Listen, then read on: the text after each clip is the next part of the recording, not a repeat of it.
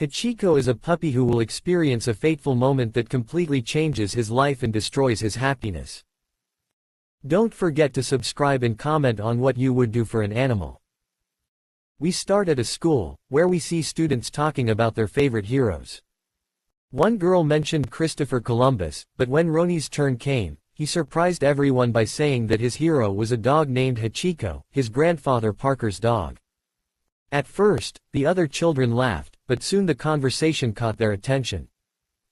He explains that the dog lived in a temple in Japan surrounded by spirituality and tranquility until, for unknown reasons, he ended up in the United States.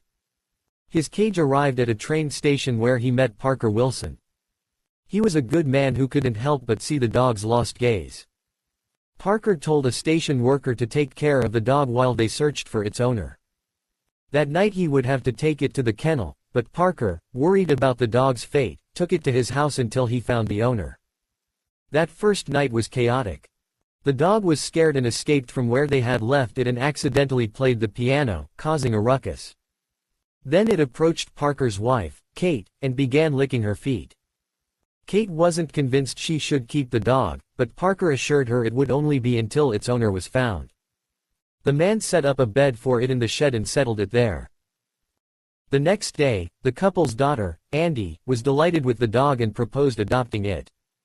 Even so, Parker visited the pound and discovered that if the dog wasn't claimed within 2 weeks, it would be euthanized. The worried man decided to keep it and continued posting signs. As the days went by, and as always, the dog began to win the hearts of the entire family. Despite the difficulties, Parker kept it hidden on the train, and once at work, the dog escaped from his bag and sat in the middle of the stage. The man later visited a Japanese friend, who revealed that the dog originated in Japan. He explained that the dog's collar had the number 8 written on it, a symbol of luck in Japan, and pronounced it Hachiko. He also explained that the dog had chosen him as its owner from the start. Parker liked what he heard and said his name would then be Hachiko.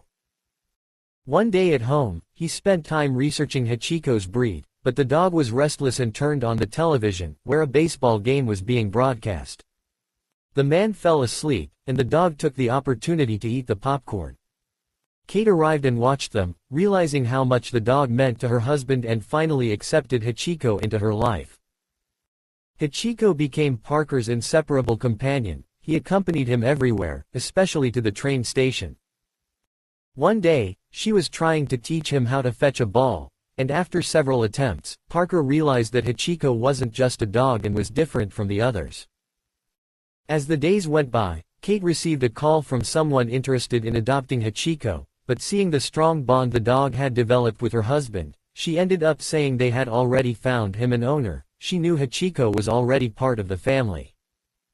One day, as Parker was heading to the station, Hachiko escaped from the house and followed him, forcing Parker to accompany him back home. The man discovered he had dug a hole in the garden, and while he was trying to fix it, Kate told him she would take care of it and that he should hurry and catch the next train. We see Kate give him something to eat and make peace with Hachiko. Later, hearing the sound of the train, Hachiko ran to the train station and sat down to wait for his friend Parker. When the man saw the dog, he asked the vendor how long Hachiko had been waiting, and he was told he hadn't been waiting long. Later, at a family meal, the Wilsons' daughter introduced her boyfriend during dinner.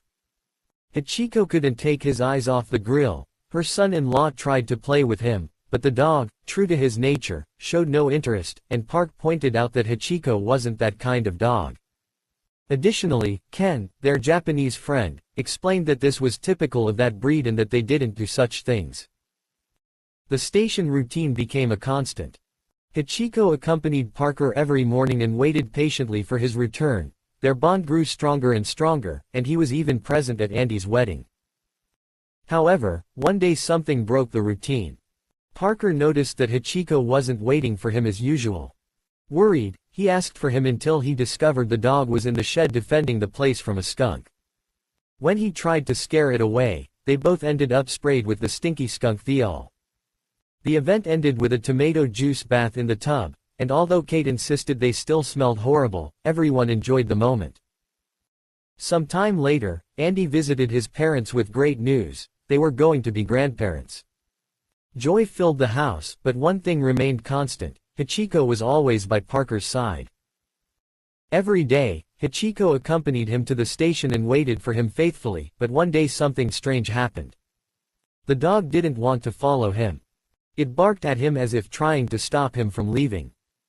Parker knew he had to leave, and when he was about to leave, Hachiko did something surprising. He picked up the ball and carried it with him.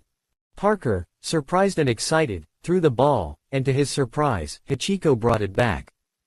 They happily repeated the game several times, and Parker, moved, knew this was special. However, he had to go, so he told Hachiko to go home. The very restless dog continued barking as if trying to warn him of something. Parker leaned down, petted him, and promised they would see him at 5 o'clock. And then he left, not imagining that that day would mark the beginning of something that would change his life forever. While teaching his music class, Parker felt weak and suddenly fell to the ground. He had suffered a cardiac arrest. Despite everything, Hachiko waited at the station for his friend as usual. However, when 5 p.m. arrived, Parker didn't show up. The dog was sad but loyal, continuing to wait for his friend, unaware that he would never return. That night, Andy's husband went to pick up Hachiko to take him home, and the next day everyone went to Parker's funeral, except for Hachiko, who remained at the station, waiting without understanding what was happening. As time passed, Kate decided to move away, leaving the memories behind, and Hachiko moved in with Andy and her husband.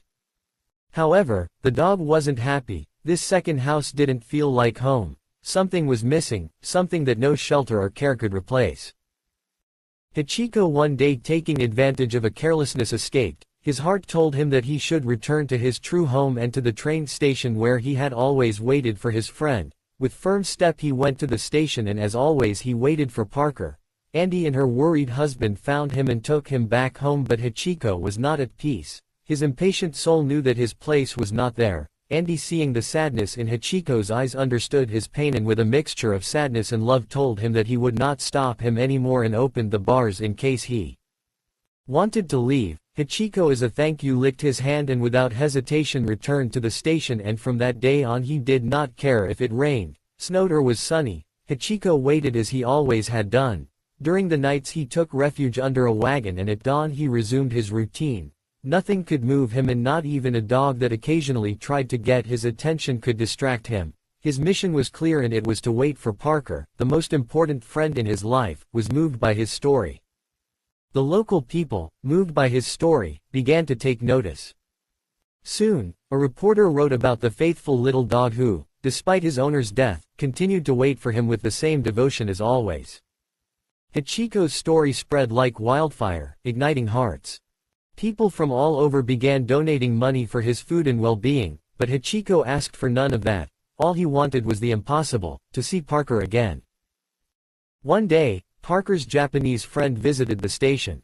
Moved by the dog's devotion, he offered to help pay for his upkeep, but the people considered him part of the community and refused, because Hachiko had everything except Parker. Before leaving, the Japanese man told Hachiko that his friend would not be returning. Year after year, her love for Parker was greater than any adversity. The years passed, and one day Kate returned to the village accompanied by the Japanese man. They visited Parker's grave, but what they found left them speechless. 10 years had passed, and when they headed to the station, they discovered something shocking. Hachiko was still there. Although he was old and tired, his spirit was intact. He hadn't lost hope. Kate was moved and decided to wait for the train one last time with the dog. Night fell, and Hachiko continued his routine. Kate told Ronnie Hachiko's story, and the boy was amazed by the dog's loyalty. It was a testament to true love. Meanwhile, Hachiko settled down to sleep, and when he heard the noise of the train, he woke up and, with his last bit of strength, began to walk. The dog was already old, but all he cared about was seeing his friend Parker one more time. Seconds later, Hachiko made it to the station. Everything fell silent, and he closed his eyes, remembering the happiest moments of his life with his friend Parker. Finally, his body rested, and he departed for a place where he would be at peace.